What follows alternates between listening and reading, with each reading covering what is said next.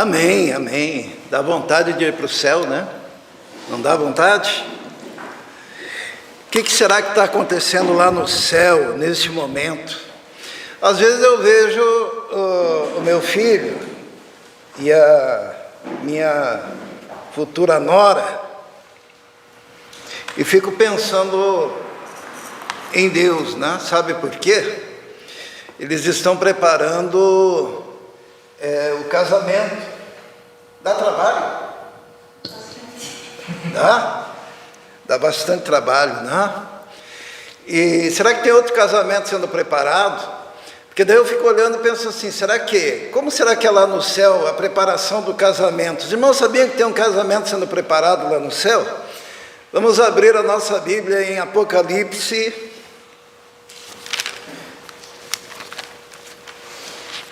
Apocalipse, no capítulo 19.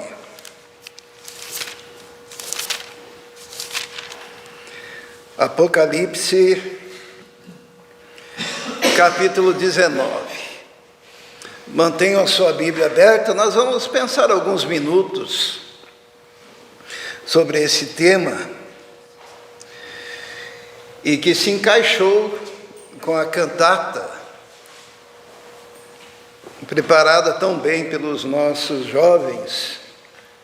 Louva a Deus pela vida deles. Apocalipse capítulo 19, a partir do versículo 6. Vamos ler a partir do versículo 6. Então ouvi algo semelhante ao som de uma grande multidão, como o estrondo de muitas águas e fortes trovões, que bradava: Aleluia, pois reina o Senhor, o nosso Deus, o Todo-Poderoso. Regozijemo-nos, vamos alegrar-nos e dar glória, pois chegou a hora do casamento do Cordeiro, e a sua noiva já se aprontou. Para vestir-se foi-lhe dado linho fino, brilhante e puro. O linho fino são os atos justos dos santos. E o anjo me disse: escreva: felizes os convidados para o banquete do casamento do Cordeiro. E acrescentou: estas são as palavras verdadeiras de Deus. Vamos orar. Senhor, muito obrigado porque pudemos neste momento, nesta cantata, contemplar a grandiosidade do mundo celestial, das coisas que o Senhor preparou, que estão muito além dessa vida e do que imaginamos. Muito obrigado porque podemos, pela fé e através da iluminação do Teu Espírito Santo, contemplar aquilo que o Senhor tem preparado para nós. Esteja agora, Senhor, nos abençoando através da ação do Teu Espírito, para que possamos compreender, Senhor, a Tua palavra e ela possa tocar no fundo do nosso ser, em nome de Jesus. Amém. Versículo 9. E o anjo me disse: o quê? Escreva: felizes os convidados para o banquete do casamento do Cordeiro. Eu sei que em algumas versões aparece aí as bodas, né?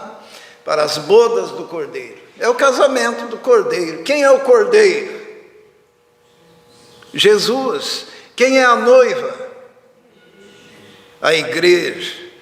Então já está marcado lá no céu o dia da grande festa do casamento.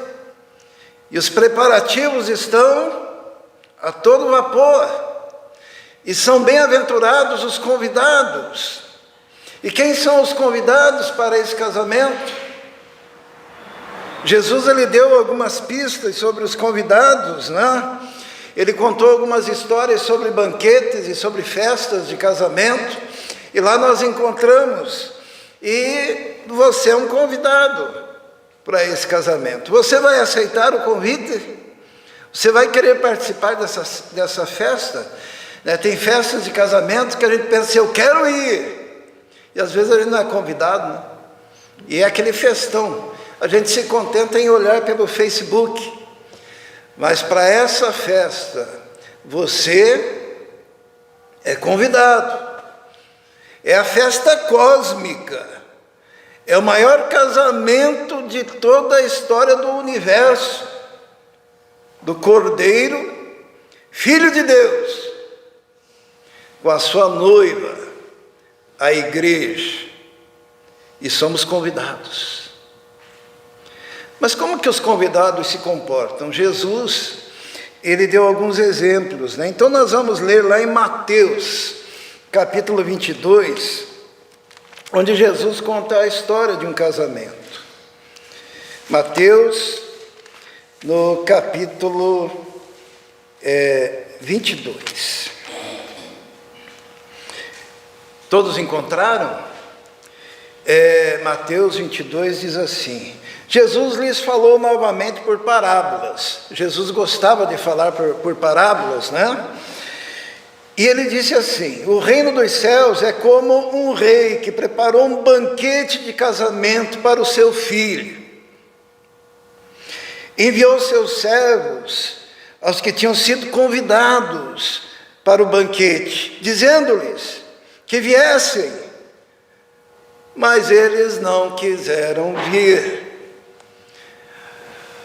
Fernanda, já pensou no teu casamento? Tudo preparado, festa, buffet, né? Tudo enfeitado, chegou a hora do casamento e os convidados não querem ir. Qual o teu sentimento? Seria? Não vai acontecer, evidente.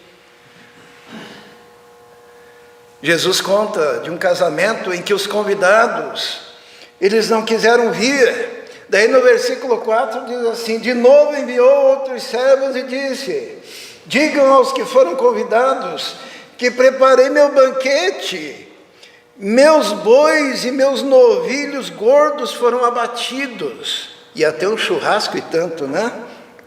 E tudo está preparado. Venham para o banquete do casamento.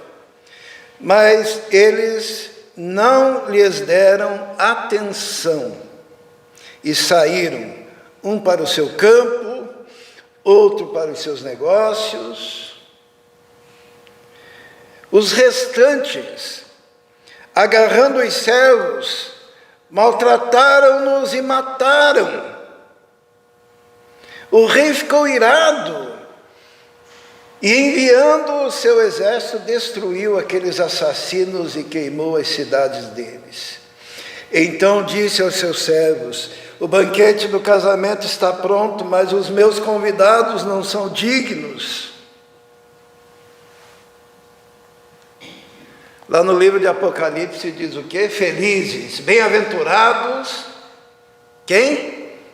Os convidados para as bodas do Cordeiro, lá no céu. Mas aqui nessa parábola, Jesus ele fala de uma atitude interior, né? Em relação a esse convite que é estendido a todos os homens. Alguns não querem. Tem gente que diz assim realmente: olha, pastor, gostei do convite, gostei da boa nova, gostei da mensagem, gostei da pregação, mas eu não quero. E a gente fala: ok, tudo bem, é uma escolha. Mas aí um outro tipo de atitude no versículo 5 diz assim: não lhes deram atenção. Sabe quando você está anunciando a boa notícia, está convidando para esse casamento, para as bodas do Cordeiro, do Filho de Deus, e daí não lhe dão atenção, sabe? Quando ficam descuidados, né? Para com a mensagem, para com a palavra, não estão atentos. Domingo passado eu falei até daqueles que dormem, porque não há interesse, não é algo que interessa. E tem aqueles que no versículo 6 diz: os restantes que matam os profetas, né? que matam os profetas. Porque muitas vezes os profetas são enviados, e hoje no mundo todo está acontecendo isso, dos missionários, os profetas, os pregadores sendo enviados, e chegando em determinados lugares são mortos, porque as pessoas não aceitam aquela mensagem, não aceitam aquele convite, e ali estão os mártires, então, que estarão lá no casamento do Cordeiro.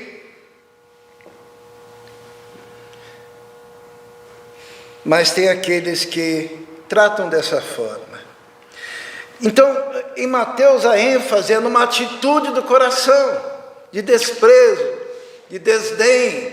Mas quando a gente olha a mesma parábola em Lucas, capítulo 14, vamos ver lá em Lucas, a ênfase de Jesus sobre os convidados para o casamento, ela muda. No capítulo 14 de Lucas,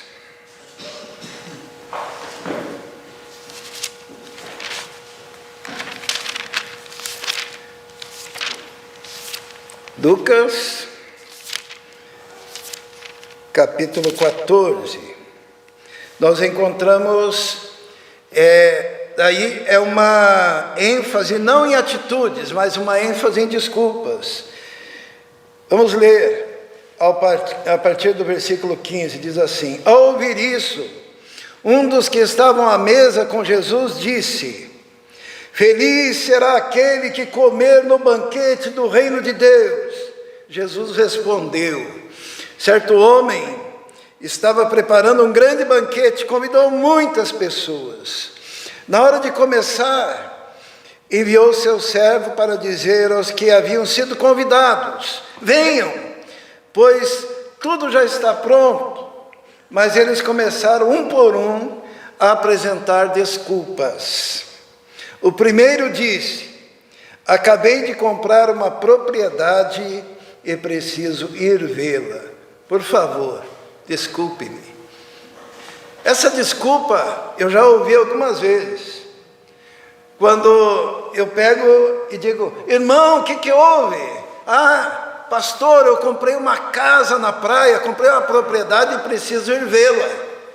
Mas no domingo, no dia do Senhor, no dia de culto, no dia de adoração, irmãos, se você comprar uma propriedade, eu vi quando a Fernanda e o Mateus compraram uma propriedade, é bênção, não é?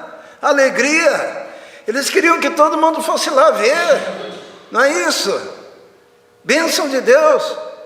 Agora você vai chegar para Deus e dizer: olha, Senhor, não posso participar da tua festa, do teu culto, não posso participar das atividades da tua igreja, que é a noiva, né? E nós fazemos parte da igreja, então nós somos também a noiva de Cristo, porque o Senhor me abençoou e me deu uma propriedade,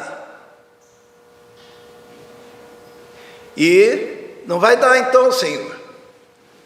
Essa foi a primeira desculpa. Qual foi a segunda desculpa para não ir no banquete? Está no versículo 19. Outro disse: acabei de comprar 5 juntas de boi e estou indo experimentá-las. Por favor, me desculpe, não posso ir. Sabe o que é comprar 5 juntas de boi? Significa que o lavrador comprou 5... como que a gente chama lá na lavoura, lá da New Holland, aquelas máquinas, né? Que debulham, que tiram, sabe? Na verdade, a desculpa desse cara foi a seguinte: olha, eu fui tão abençoado que eu comprei mais 5 máquinas para o meu trabalho, e daí eu não posso participar do teu banquete. Seria semelhante à irmã Margarida, né? Ela é costureira, e ela feliz: eu não posso ir, por quê? Porque eu comprei mais 5 máquinas de costura, é overlock, sabe? Seria o equivalente a 5 juntas de boi. Aquele homem está dizendo: olha, eu fui tão abençoado que eu fui promovido, e agora eu tenho tantos instrumentos de trabalho, a minha fábrica quintuplicou. E eu não posso. Não posso participar. É uma boa desculpa. Comprei 5 juntas de boi, porque a junta de boi era para arar a terra, sabe? Ele tinha uma, agora ele tem 6. Ele não pode mais servir a Deus. Ele não pode mais aceitar o convite. Pastor, eu fui tão abençoado, eu sou boleira. É boleira que fala, quem faz bolo? É, né? Deve ser. Fui tão abençoado. Eu recebi 5 vezes mais encomendas. Eu não vou poder ir. Quem aqui fica triste quando aumenta, né, a sua produção? O Mateus, né, chegar e dizer: eu não posso participar do banquete. Por quê? Fui promovido.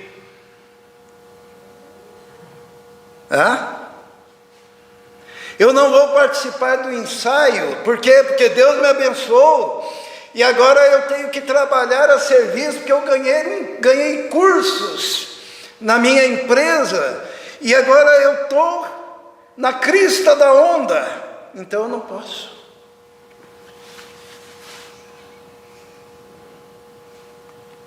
Essa foi a segunda desculpa.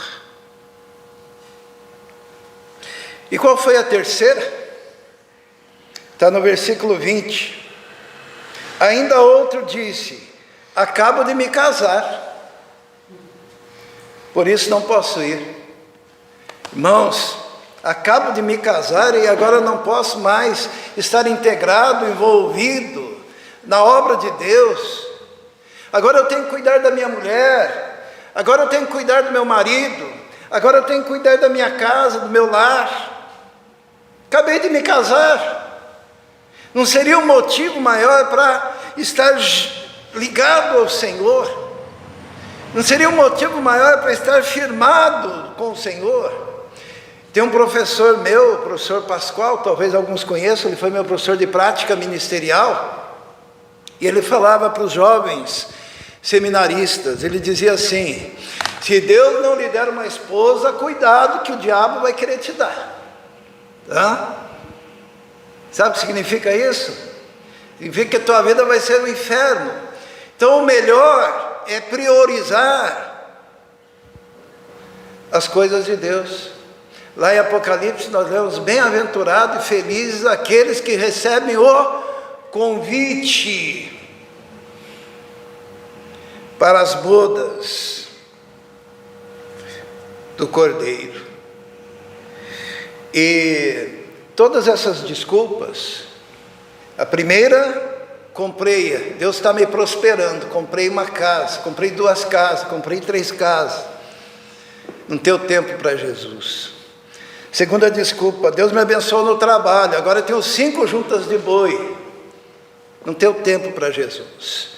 E a terceira desculpa: estou preocupado com a minha noiva, o meu casamento, não tenho tempo para Jesus.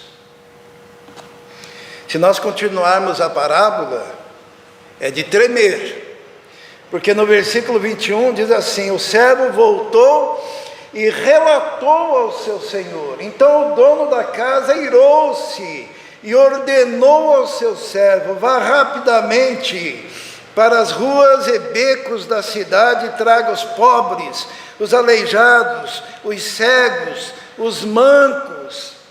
Disse o servo: o que o Senhor ordenou foi feito e ainda há lugar. Então o Senhor disse ao servo: vá pelos caminhos e valados e obrigue-os a entrar, para que a minha casa fique cheia. Eu lhes digo: nenhum daqueles que foram convidados provará o meu banquete. Aqui está ameno, né? Aqueles que foram convidados e não aceitaram, eles não provariam o banquete.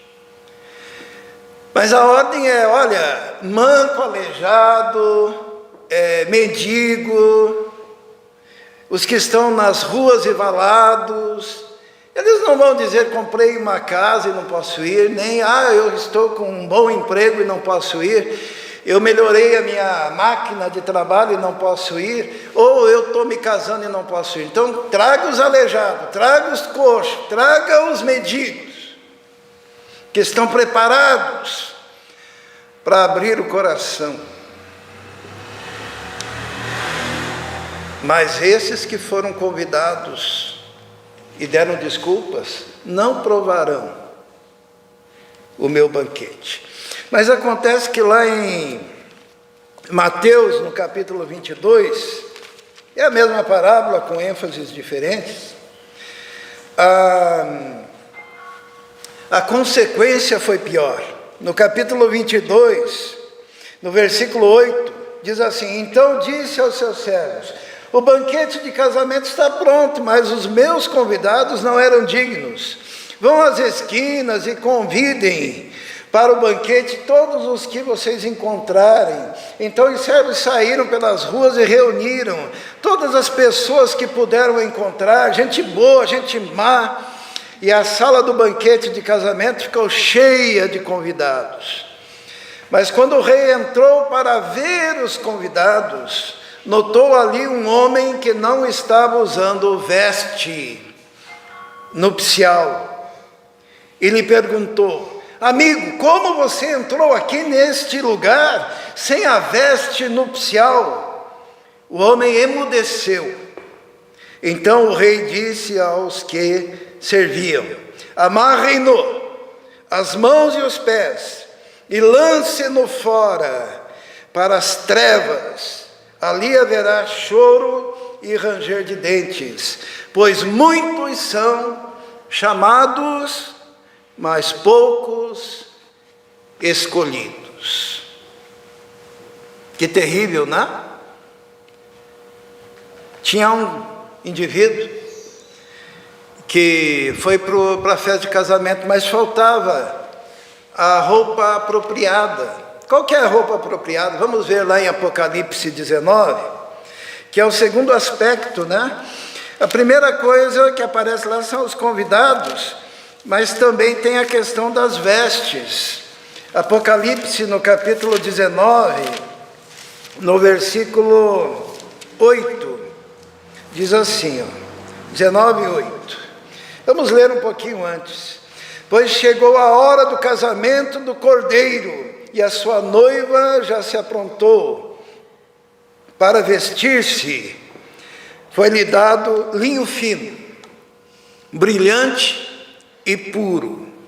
O linho fino são os atos justos dos santos. Isto é, você é convidado, você aceita o convite, porém as vestes adequadas para esse casamento é linho fino, brilhante e puro. O linho fino, brilhante e puro são os atos justos dos santos. Se você é convidado para o casamento, e você aceita o convite, agora é cuidar das suas roupas. E essas roupas não são estas aqui, são as ações. A palavra de Deus, vamos ler ali no versículo 11, olha o que diz ali do capítulo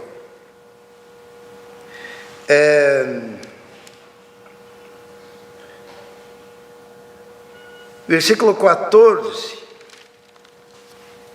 do capítulo 22 de Apocalipse, 14 e 22. Felizes os que lavam as suas vestes, assim têm direito à árvore da vida e podem entrar na cidade pelas portas. Se você quer ir nesse casamento do Cordeiro, você tem que ter as suas vestes lavadas. E como que são essas vestes lavadas? Apocalipse 7,14, vamos ver? Apocalipse 7,14 diz assim: Respondi: Senhor, tu sabes. Apocalipse 7,14. Respondi: Senhor, tu sabes. E ele disse: estes são os que vieram da grande tribulação e lavaram as suas vestes e as alvejaram no sangue do Cordeiro. Por isso eles estão diante do trono de Deus. Você é convidado para o casamento, mas tem que ter as suas vestes apropriadas, que seria as vestes lavadas pelo sangue do Cordeiro, purificadas pelo sangue do Cordeiro, branqueadas pelo sangue do Cordeiro, para poder entrar naquele lugar e ser notado como alguém que faz parte da festa, e não como aquele da parábola em Mateus, no capítulo 22, como que diz lá? Mateus capítulo 22, vamos voltar lá.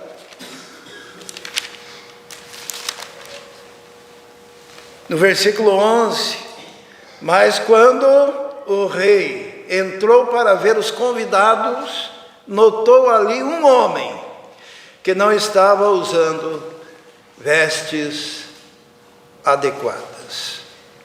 No reino de Deus é assim, irmãos. Você é convidado e você tem que aceitar prontamente, sem desculpas. E você tem que ter as suas vestes lavadas e purificadas. Uma vez Jesus, diante de uma discussão dos apóstolos, começou a lavar os pés dos apóstolos, demonstrando humildade. E Pedro disse assim: de jeito nenhum, não me lave. E daí Jesus disse: se eu não te lavar, você não tem parte comigo. Daí Pedro falou: então me lava tudo, completo. Né? Jesus uma vez falou assim: vocês já estão limpos pela palavra. E disse a Pedro: basta lavar os seus pés, porque na nossa caminhada nós sujamos os pés. Mas nós precisamos estar cuidadosos em termos das nossas vestes, constantemente limpas. A Bíblia diz assim em João, 1 João: essas coisas vos escrevo para que não pequeis. Porém, se alguém pecar, temos um intercessor, Jesus. E o sangue de Jesus Cristo nos purifica de todo pecado. Para essa festa, precisamos aceitar o convite e manter as nossas vestes limpas. Tem um conselho lá no livro de Eclesiastes, vamos abrir lá. Eclesiastes, vamos ver se eu acho Eclesiastes. No capítulo, se não me engano, é capítulo 9.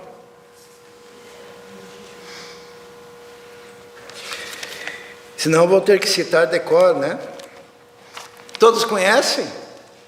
Eclesiastes, capítulo 9, diz o quê? Diz: sejam sempre alvas. Depois eu mostro para os irmãos o texto. Eclesiastes 9, 8, diz assim: esteja sempre vestido com roupas brancas e unja sempre a sua cabeça com óleo. Tem uma versão que diz assim: sejam sempre alvas as suas roupas e nunca falte o óleo na sua cabeça. Você é convidado, você deve aceitar sem desculpas e manter as suas vestes branqueadas no sangue do Cordeiro. E finalmente, irmãos, o elemento mais importante dessa festa, quem que é? Apocalipse capítulo 19, vamos ver? Diz assim, versículo 7: regozijemo-nos, vamos alegrar-nos e dar-lhe glória, porque chegou a hora do casamento do Cordeiro. Casamento do Cordeiro. É o casamento do Filho de Deus. Sabe, uma das coisas que eu gosto de ser é pastor. Por quê? Porque tem gente que prefere dizer, eu sou apóstolo. Outro diz, eu sou bispo. Outro diz assim, eu sou profeta. E sabe, Jesus era apóstolo, era bispo, diz a Bíblia, era profeta, era evangelista, mas durante toda a trajetória dele na terra, 3 anos e pouco, a única coisa, o único título que ele usou para se dirigir a si mesmo, qual foi? Eu sou o bom pastor. Eu sou o bom pastor. Há uma identificação no ministério pastoral.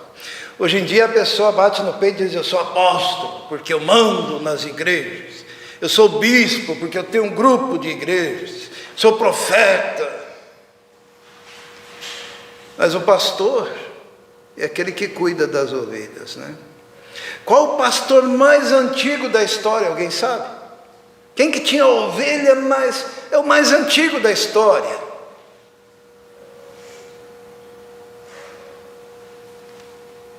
Alguém se lembra?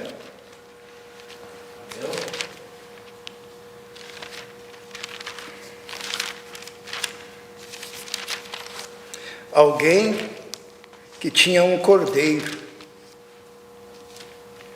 Vamos abrir em Apocalipse 13, no versículo 8, diz assim, todos os habitantes,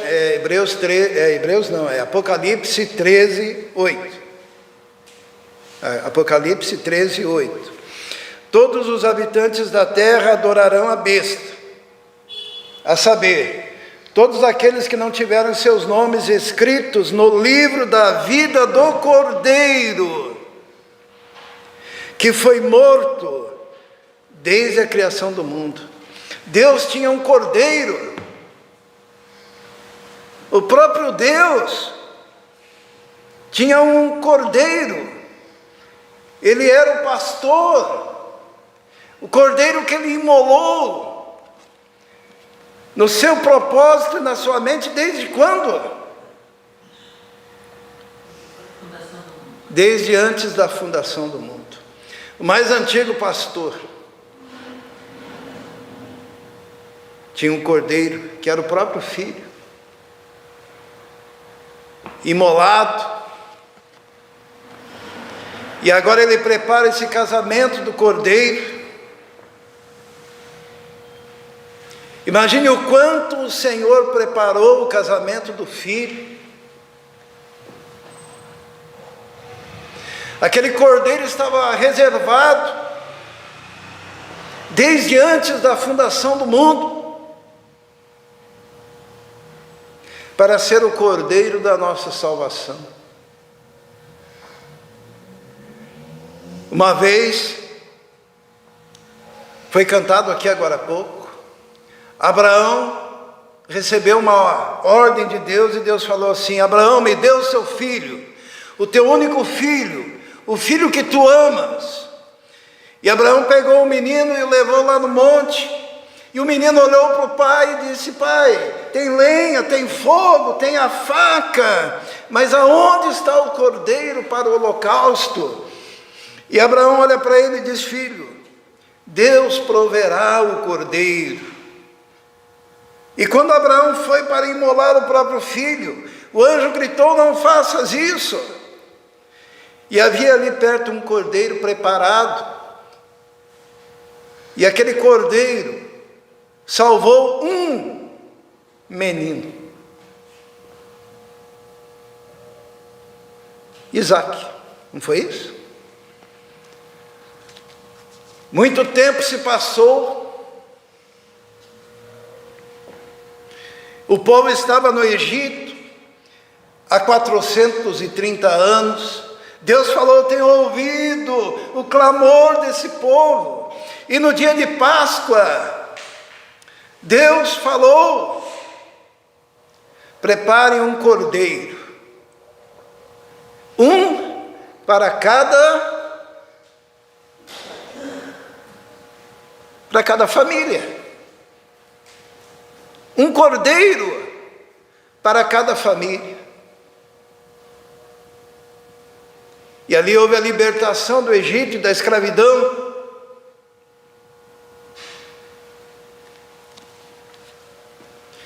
Um cordeiro para salvar um menino, um cordeiro para cada família. Mas lá na eternidade Deus tinha um cordeiro preparado para toda a humanidade. Na última ceia,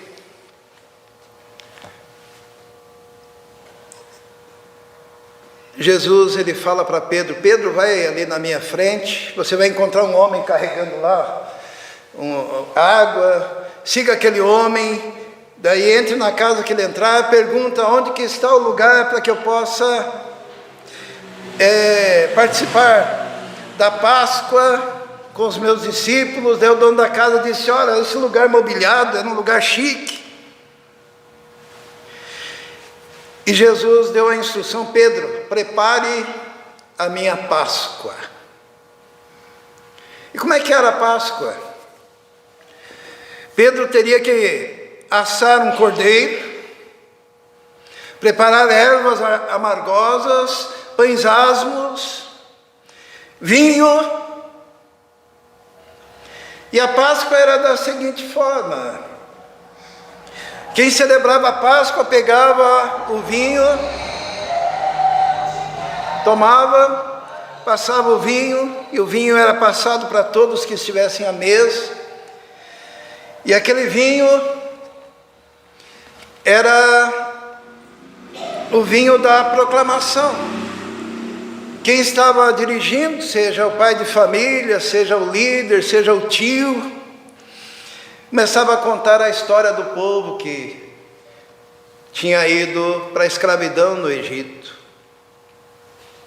Daí logo em seguida, eles comiam o cordeiro, as ervas, e daí tinha um segundo cálice. E o celebrante pegava o cálice, bebia, passava para todos.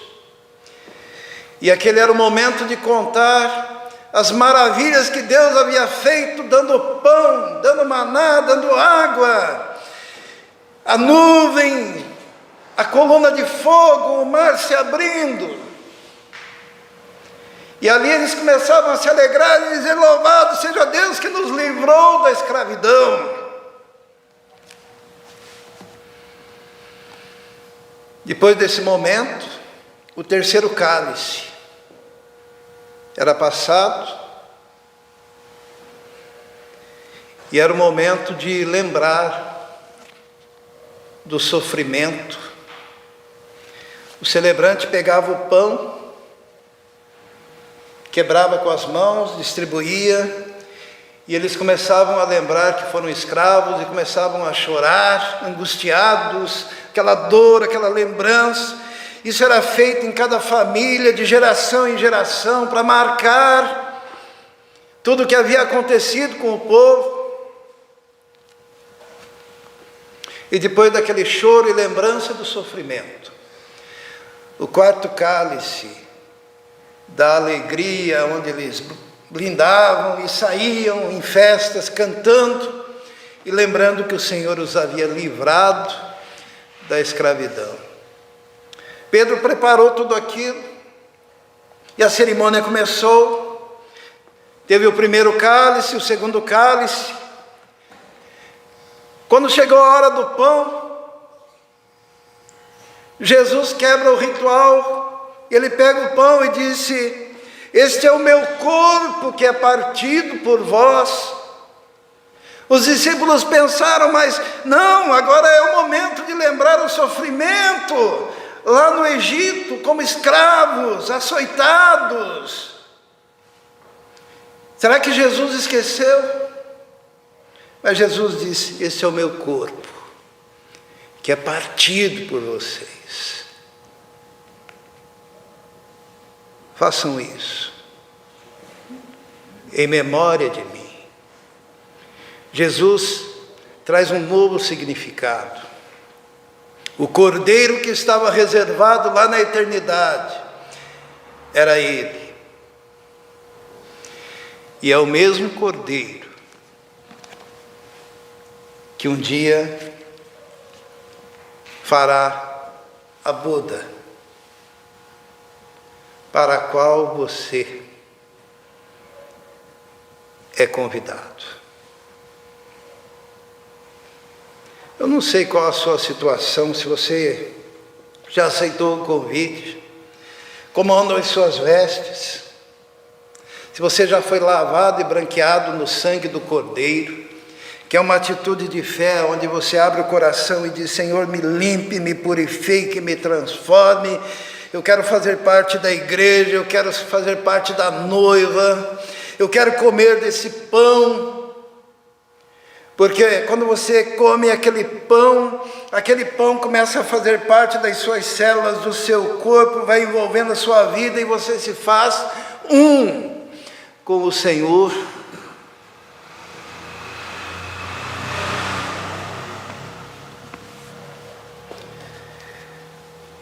Você pode fazer parte, mas você pode também priorizar tudo o resto.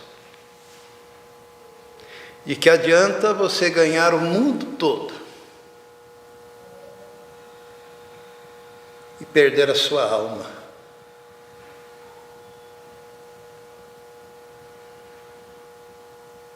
Eu gosto da versão antiga da Bíblia, quando diz assim, o cara que foi casar, ele disse: Senhor, eu casei, não posso ir, rogo-te que me hajas por escusado. Em português bem, né? Rogo que me hajas por escusado. Me desculpe, não posso. Meu casamento é mais importante do que o teu reino. Fui abençoado na empresa, rogo que me hajas por escusado.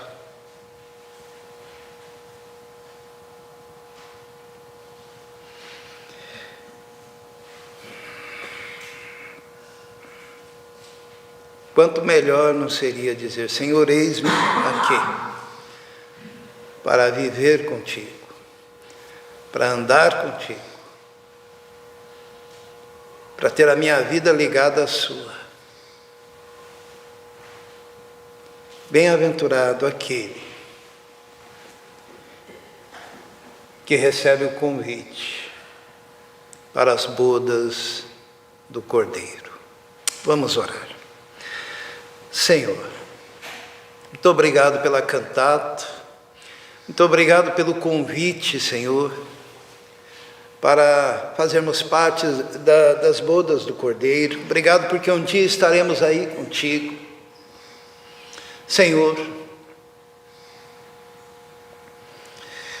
peço por todos aqueles que ainda não tomaram essa decisão, ó Deus, de andar contigo, de andar na tua luz e de colocá-lo, Senhor, em primeiro lugar em suas vidas. Peço que o teu Espírito ilumine, ó Deus, e que essa verdade fique impregnada, Senhor, em cada coração.